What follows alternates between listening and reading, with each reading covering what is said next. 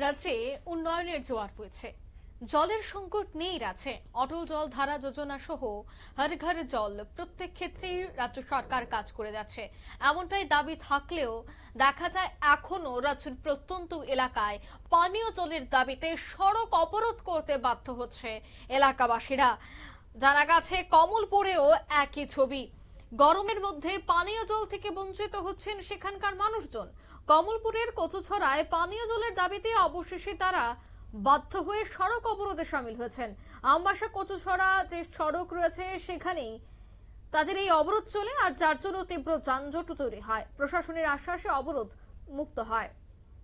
জানা গেছে যে ওই এলাকায় ঠিক 9টা নাগাদ শুরু হয় রাস্তা অবরোধ। অবরোধের ফলে গুরুত্বপূর্ণ সড়ক হওয়ায় অনেকটাই কিন্তু যানজট তৈরি হয়ে যায় মুহূর্তের মধ্যেই।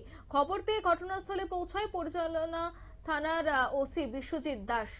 তিনি বিক্ষোভকারীদের সাথে কথা বলেন এবং পরিস্থিতি সামাল দেওয়ার চেষ্টা করেন। তবে ক্ষুব্ধ জনতা স্পষ্ট জানিয়ে দেয় যে লিখিত আশ্বাসে দায়ীদের তাদের খুব তাড়াতাড়ি এবার ব্যবস্থা গ্রহণ করতে হবে। ঘটনাস্থলে পানীয় জল এবং স্বাস্থ্যবিধান দপ্তরের এসডিও বেলা বেতু উপস্থিত হন। স্থানীয়দের সামনে তিনি স্বীকার করেন যে পাম্প অপারেটরের ব্যর্থতার কারণে এলাকায় দীর্ঘদিন জল সরবরাহ ব্যাহত হয়েছে।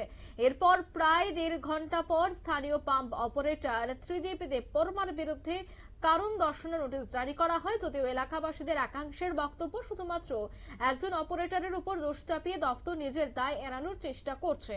বিক্ষোভকারীদের আরো অভিযোগ যে এসডিও যদি সময় মতো এলাকায় এসে ব্যবস্থা নিতেন তাহলে সাধারণ মানুষকে এভাবে রাস্তায় নামতে হতো না।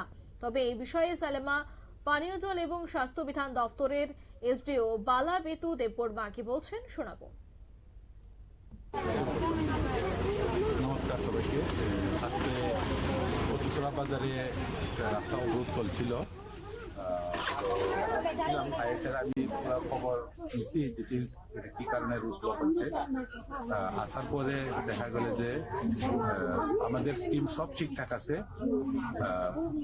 পাম্প অপারেটরের উনার গাফিলতির কারণে আজকে রুট ব্লক রয়েছে।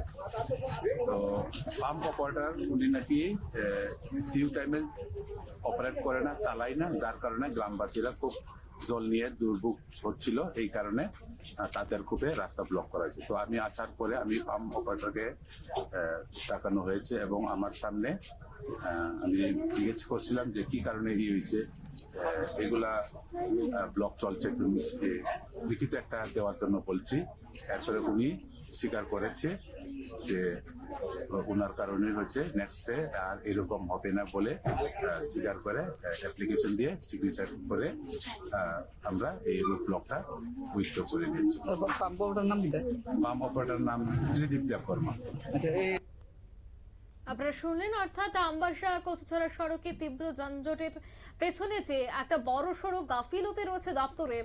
অন্যদিকে উচ্চপদস্থ আধিকারিকরা এই বিষয়টি অবগত হওয়ার পর এখনো পর্যন্ত কেন ব্যবস্থা তারা নেয়নি, রাস্তা অবরোধের পর কিভাবে তড়িঘড়ি এই ব্যবস্থা নেওয়া হবে বা কিভাবে জল পরিষেবাটা সঠিকভাবে দেওয়া যায় সেই চিন্তাটা যদি এখনই তারা করে থাকেন তবে আগে কেন করেনি?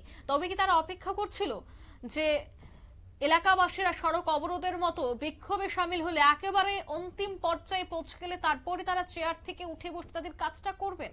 প্রশ্ন কিন্তু এমনটাই উঠছে। যাই হোক, এবার খুব দ্রুত যেন এলাকায় পরিস্থিতি স্বাভাবিক হয় সেই আশাই করা হচ্ছে। আশ্বাসের কতটা বাস্তবায়ন এবং কত দ্রুত সম্পন্ন হয় সেটাই দেখার। নিয়ে নিচ্ছি ছোট্ট একটি বিজ্ঞাপন বিরতির সঙ্গে থাকুন।